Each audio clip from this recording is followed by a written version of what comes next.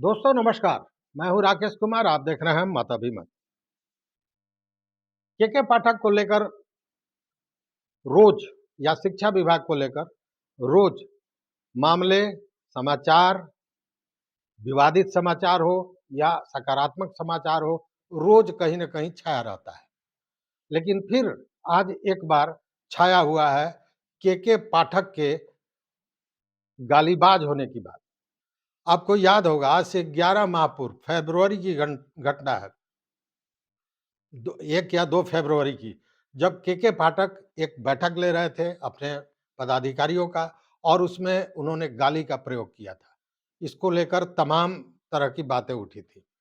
उसके बाद इधर की अगर बात करें तो डॉक्टर संजय कुमार सिंह जो फुटाब के महासचिव हैं, उनके उनको के पाठक ने फ़ोन किया था और उनको एक तरह से कहा जाए, जैसा डॉक्टर संजय कुमार का कहना था कि उनको धमकी दी गई कि हम आप पर कोर्ट नोटिस भेजेंगे। इस तरह की बातें आई थी। लेकिन फिर आप एक बार ये मामला बड़ी सुर्खियों में है और कारण ये है कि बिहार के जाने-माने डॉक्टर जो वर्ल्ड हेल्थ ऑर्गेनाइजेशन के 14 वर्ष तक सदस्य रहे,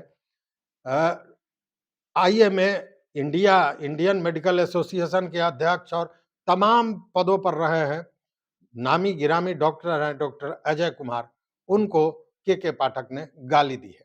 और इतना ही नहीं, के पाठक ने तो एक तरह से कहें कि नीतीश कुमार की भी भद्द पिटा दी। पहले क्या-क्या बातें हुई, यह पहले सुनिए कि के पाठक साहब ने क्या कहा। चूँकि जब ये बातें हुई टेलीफ़ोन पर, मोबाइल पर, तो वो रिकॉर्ड हो गया और उस रिकॉर्ड और वो रिकॉर्डेड जो बातें हैं के पाठक साहब में और डॉक्टर अजय कुमार में, वो कहीं न कहीं वायरल हो गया। उसको अपने कई लोगों के पास अजय कुमार ने भेजा। तो पहले ये बात सुनिए। डॉक्टर अजय बोल रहे हैं? बोल रहा हूँ। हाँ, मैं के पाठक बोल रहा हूँ। हाँ हाँ बोलिए। आपने कोई स्टेटमेंट दिया था टीवी न्यूज़ पे? बहुत पहले। साले चूतिए हराम। तो आपने सुना, ये कहानी कहाँ से शुरू हुई, ये मैं बता दूँ।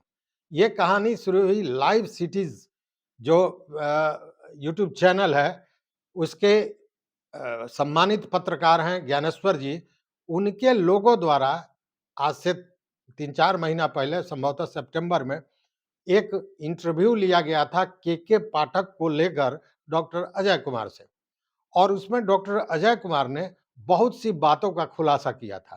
क्योंकि के पाठक के बारे में आप जानते होंगे कि वो चिकित्सा विभाग में भी सचिव थे, उत्पाद एवं मद्य निषेध में भी थे, कई जगह रहे हैं और जब जहाँ वो रहे हैं उनकी कुछ न कुछ कहानियाँ फ़ेमस रही हैं। इसको लेकर बहुत सी बातें डॉक्टर अजय कुमार ने उस इंटरव्यू में कहा था और इसी से बिफरे हुए के पाठक ने आज फ़ोन कर दिया। फ़ोन कर दिया अपने ही मोबाइल से और डॉक्टर अजय कुमार के मोबाइल पर और उसके बाद उन्होंने जो बातें कहीं वो आपने सुनी। कहीं से भी किसी भी एक सभ्य समाज के व्यक्ति द्वारा और वो भी आईएएस ऑफिसर, इतना बड़ा पदाधिकारी, उसके मुँह से इस तरह की बात निकलना भी कहीं न कहीं शर्मनाक है। अब इसको लेकर ये पूरा बवेला मचा हुआ है। चिकित्सा जगत के जो लोग हैं, वो लोग भी कहीं न कहीं बिखरे हुए हैं। इसको लेकर डॉक्टर अजय कुमार ने अपने लोगों के साथ समाज के लोगों को और अन्य लोगों को भी इन चीज़ों से रूबरू कराया है, वो बातें बताई हैं और डॉक्टर अजय कुमार पूरी तरह तैयार हैं इसको लेकर कि अगर चूँकि उन्होंने कुछ इस तरह की बात भी बोली थी संभवतः, जैसा डॉक्टर अजय कुमार का कहना है कि वो कोर्ट नोटिस देंगे। तो अगर कोर्ट नोटिस देंगे, तो उस स्थिति में डॉक्टर अजय कुमार पूरी तरह तैयार हैं, कह रहे हैं कि हम छोड़ेंगे नहीं। आज भी अजय कुमार ने कई चैनलों के साथ बात की इस घटना के बाद, उसका भी थोड़ा-थोड़ा अंश आप सुन लीजिए, आप संभवतः ज़्यादा बेहतर समझ पाएँगे। 25 दिसंबर की बात है। मैं अपने परिवार के साथ हॉलिडे पर था केरला में। तो 25 दिसंबर को 10 बज के कुछ होगा समय। उस समय एक फ़ोन कॉल आया हमको लैंडलाइन से। हम लोग घूम रहे थे तो बोला कि हमारे एसीएस साहब जो एजुकेशन है वो पाठक साहब आपसे बात करना चाहते हैं। तो मैं इस उन्मादी व्यक्ति को इतनी अच्छी तरह से जानता हूँ, मैंने कहा ही जरूर कुछ उल्टी सीधी बात करेगा, इसलिए मैंने कहा कि भाई हम लैंडलाइन पे किसी से नहीं बात करते। फिर वो फ़ोन रख दिया। दोबारा उसने फिर फ़ोन किया, सोचा कि कहीं इस बार, तो मैंने कहा कि नहीं, मैं लैंडलाइन पे नहीं बात करूँगा, बंद करो। तो तब तक मैं जानता था कि इतना उन्मादी है कि इस एक्साइटमेंट में कुछ, इसको जब दो दो बार किसी ने ना कर दिया, ये सुनने की आदत तो पाठक को है नहीं, तो दो बार कर दिया तो उसने डायरेक्ट अपने ही फ़ोन से बेवकूफ़ी में हमको फ़ोन कर दिया और हमारे ट्रू कॉलर पर नाम आने लगा के पाठक। और ये मैंने कहा कि उठाता हूँ। मैंने उठाया फ़ोन तो डॉक्टर अजय कुमार बोल रहे हैं अपनी भारी आवाज़ में कि हाँ मैं बोल रहा हूँ, आपने कोई इंटरव्यू दिया है मेरे बारे में। मैंने कहा कि हाँ कुछ दिन पहले मैंने दिया था। एक्चुअली इंटरव्यू मेरा 8 सितंबर का है जो हमने दिया था के पाठक के बारे में। मैंने कहा हाँ कुछ दिन पहले दिया था। उसके बाद वो गालियाँ निकालने लगा। चूँकि मेरे परिवार में मेरी पत्नी और मेरे पोता पोती सब साथ थे, मैं उन गालियों को इन लोगों को सुनाना नहीं चाहता था, मैंने बंद कर दिया फ़ोन और बस यही बात हुई। तो गालियाँ तो 2-3 गालियाँ तो निकाल ही चुका था वो। तो उसके बाद मैंने सोचा कि चलो कोई बात नहीं है। चूँकि मैंने लाइव सिटीज़ पर ये इंटरव्यू दिया था, तो मैं जब आया लौट के आराम से हॉलीडे किया, हम थोड़े उसके तरह उन्मादी हैं, हम लोग के बाल भी नहीं पका है धूप में, सब समझते हैं ऐसे लोगों को।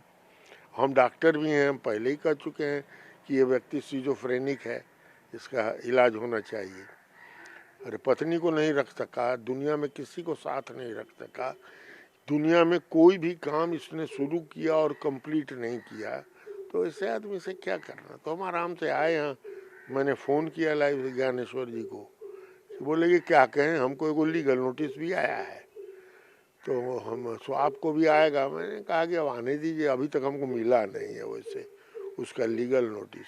उस पर कुछ बातें हुई ज्ञानेश्वर जी से, वो मैं बाद में अभी बताने की ज़रूरत नहीं है, लेकिन उन्होंने कहा कि बड़ा इंटरेस्टिंग है। उन्होंने कहा हाँ, सो जो आप रिकॉर्ड किए हमको भेज दीजिए, हम उसको वही रिकॉर्डिंग उसको भेज दिए। तो यही बात हुई है। उसके बाद मैंने सब जगह अपना उसका रिकॉर्डिंग भेज दिया है। तो लोग काफ़ी गुस्से में।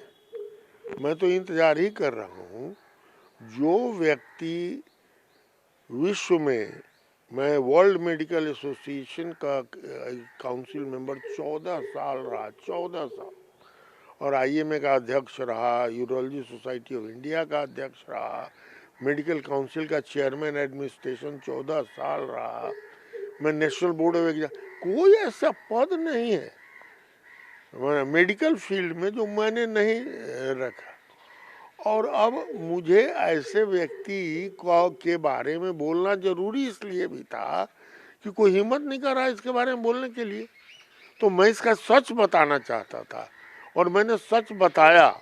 लोगों ने मुझे फ़ोन किया कि आप बड़ा सही बोल रहे हैं। हमारे पास गवाह भी हैं।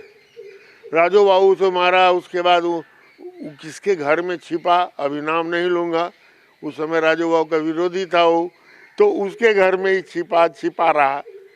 फिर मोकामा अस्पताल, जो भी लोग वहाँ के स्टाफ हैं सब बताएंगे। अरुण अग्रवाल मेरे ज्वाइंट सेक्रेटरी थे उस समय, जो वाइस चांसलर हुए बाद में आर्यभट्ट के, तो हीज विटनेस की उसने क्या किया।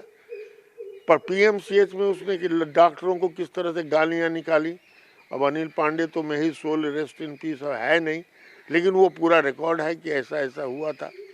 राज्यपाल से इसने जो खुरापात किया है पता ही है, और बाकी लोगों से वो भी मैंने मेंशन किया कि और तो और ही राज्यपाल जी ही पर हाथ डाल दिया।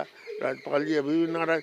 तो ये कहीं भी किसी को नाराज कर सकता है, उन्माद में कुछ भी ये व्यक्ति कर सकता है। और मैं इंतज़ार में हूँ कि अगला उन्माद ही कब इसको आता है और तब हमसे भिड़े। यदि ये इसका लीगल नोटिस हमको आ गया तो आप रेस्ट एश्योर्ड रहिए कि मैं इनको छोड़ूंगा नहीं। इंटरव्यू में मैं गया नहीं, लेकिन आप लोग इसके परिवार के बजाय, कोई परिवार है इसका, तो ऐसा व्यक्ति तो उसको मानसिक उसका ये विश्लेषण होना चाहिए और उसका इलाज होना चाहिए, रादर देन ये पूरे समाज को आफत में डाले हुए। नीतीश जी को तो मजा आया, चलिए अपने प्रतिद्वंदी को दबोचने के लिए इतना बढ़िया, वो जब जरूरत होती है ना तो इसको पिटिया ठोक के निकाल देते हैं बाहर, फिर इसको अंदर कहीं पिंजरा में डाल देते हैं। 14-15 साल से तो यही कर रहे हैं। जानते हैं इस सब का क्या होता है?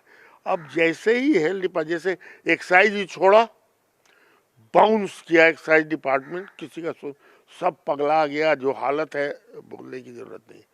जिस दिन एजुकेशन छोड़ेगा उस दिन एजुकेशन डिपार्टमेंट बाउंस कर जाएगा रॉन्ग साइड में, एकदम लिख लीजिए। अब 1 जनवरी को इसको बाकी कोई काम नहीं था, 1 जनवरी को नहीं स्कूल खुला रहेगा, ये तो बड़ों को फरमान जारी कर दिया। अरे फरमान जारी कर दियो तो कहाँ लेकर आया, खाली टीचर लोग को बैठा दिए, डरे बेचारा था, बैठ गया, लड़का तो नहीं आया। You did not inspire the kids. तो सुना आपने, अब इसी से आप समझ जाइए, जैसा उन्होंने उनके व्यक्तित्व को बताया है उसमें उनसे बहुत सकारात्मक सोच रखना भी कहीं ना कहीं बेमानी हो जाता है। और यह बात कई बार देखा गया है, कई घटनाओं का जिक्र उन्होंने किया है, अभी आपने सुना जो बाकी चैनल्स को उन्होंने इंटरव्यू दिया है। अब सुनिए, इसके अलावा के पाठक के कारण जब एक पत्रकार ने पूछा कि नीतीश कुमार के तो बड़े चहेते हैं, उस पर अजय कुमार ने क्या जवाब दिया। पूरी तरह के पाठक साहब ने नीतीश कुमार की भी भद्द पिट दी, उनके भी इज्जत का फलूदा कर दिया है। सुनिए क्या कहते हैं डॉक्टर अजय कुमार नीतीश कुमार को लेके। नीतीश कुमार का कहाँ है, मदारी हैं, उनको अच्छा लगता है, मनरवा खोखियाता है, टोटियाता है, लोगों को भी एंटरटेन करते हैं, खुद भी एंटरटेन्ड होते हैं, और उनका तो खैर अलग एक हिस्सा है। अब उनको क्या क्या अच्छा लग रहा है, उनको तो असेंबली में सेक्स एजुकेशन ऐसे ऐसे करना वो भी अच्छा लगता है, उनको क्या क्या नहीं आजकल अच्छा लग रहा है। औरत का क्या कहते हैं, कंधा पकड़ के, महिला का कंधा पकड़ के हेलो हाय करते हैं, जो कि भारत के जो पैनल कोड पहले था, भारतीय संहिता हो गया है, न्याय संहिता, उसमें किसी भी हिंदुस्तानी औरत के पुट्ठा पर हाथ नहीं रख सकते हैं आप बिना उसके परमिशन के। और वो एकदम पुट्ठा पर रह के अगर कैसी हैं, वो अनाउंसर का देखे थे ना वो दिन, तो कहते हैं, तो उनकी बातें छोड़ दीजिए, उनसे वो आजकल सही ढंग से नहीं ये करते हैं। हाँ।